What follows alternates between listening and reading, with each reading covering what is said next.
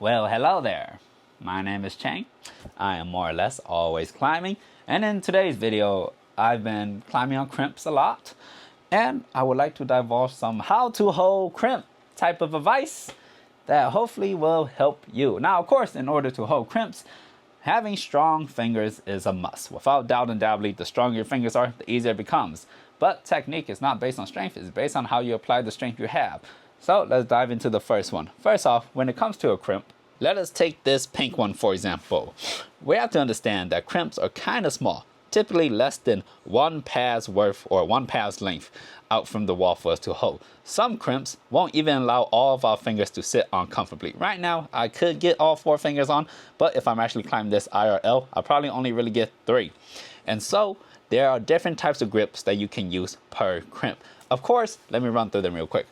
We have the open hand, kind of like that. 3-finger drag, half crimp, which I'm incredibly bad at. And then we have the faux crimp. I'll let you know now that all of them are really good. Some are better for certain situations, but depending on who you are, how your finger anatomy is set up, and how you've been climbing all your whole life, all of them are really good, to be honest. They all freaking work. Doesn't necessarily matter, so I'll give tips for each one, but I'll just show you. Before I show you, let me show you something that's kind of universally true for all type of holds.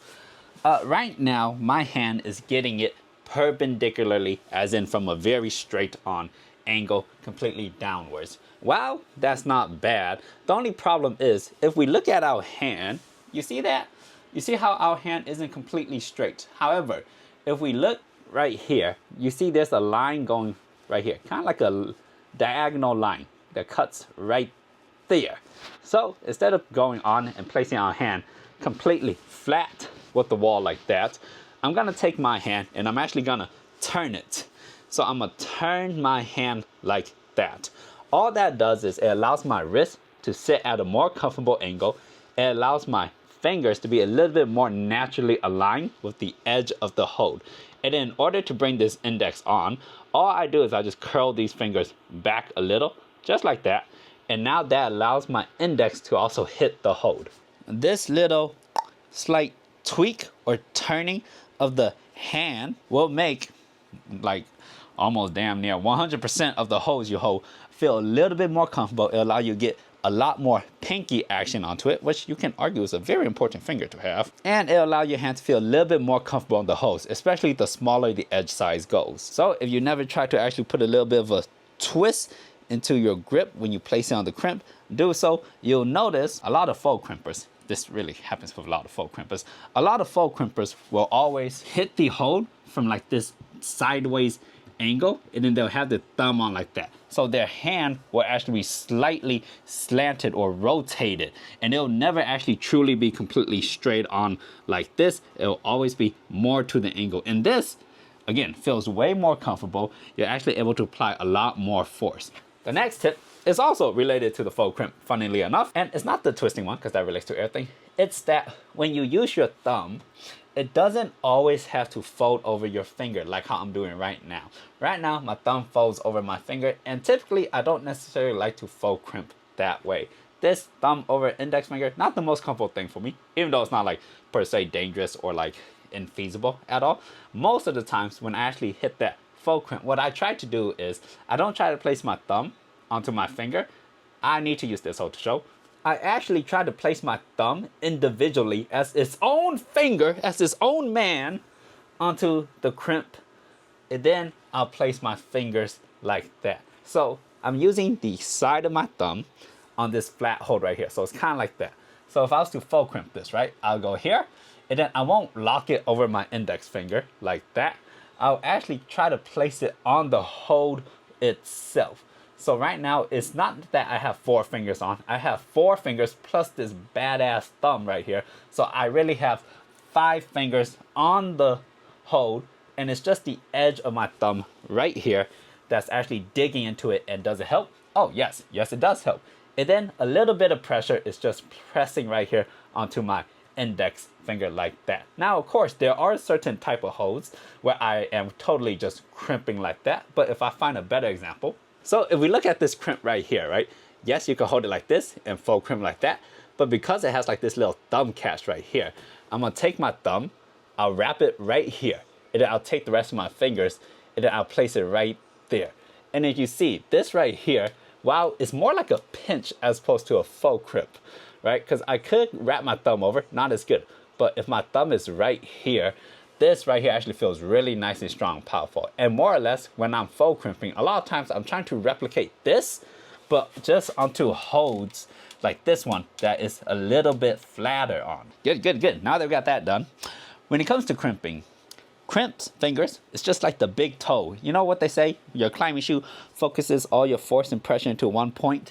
Well, when you're crimping or holding onto any small hold, remember that your fingers, while coming down like this, applying force vertically down is very important.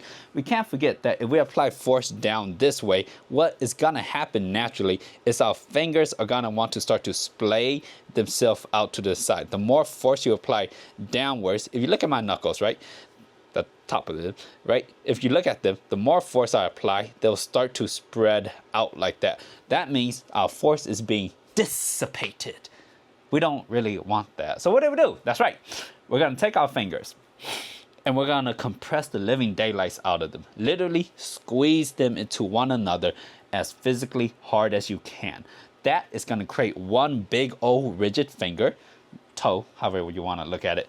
And with this big rigidity, it's going to be a lot easier to apply force downwards to whatever hold it is you're trying to, as opposed to having all your fingers splayed out to the side. Obviously, you can see you're not going to be able to apply a lot of force that way.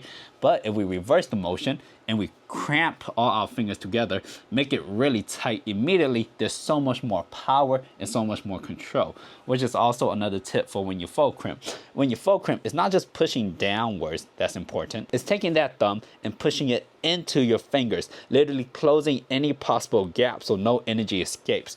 And with that gap completely closed, you're able to get this really tight, intense amount of pressure going onto the hold. I want to finish this off with a very basic piece of advice. This is more or less true for every single type of hold, but it must be reiterated time and time again. You can't hear it enough. When you're holding a hold of any type or variety, we want our elbow to be directly beneath it. With our elbow directly beneath it, it will be a lot easier to apply downward force into the hold. You might find that when you're climbing sometimes, especially if it's arduous, that your elbow might start to flare up out here. And now in order to apply force downwards, what's gonna happen is you're kind of digging into the hold, which will be conducive to a lot of dry firing. And therefore, I want you to keep in mind that if you're holding a crimp and you're like, wow, why is this so difficult?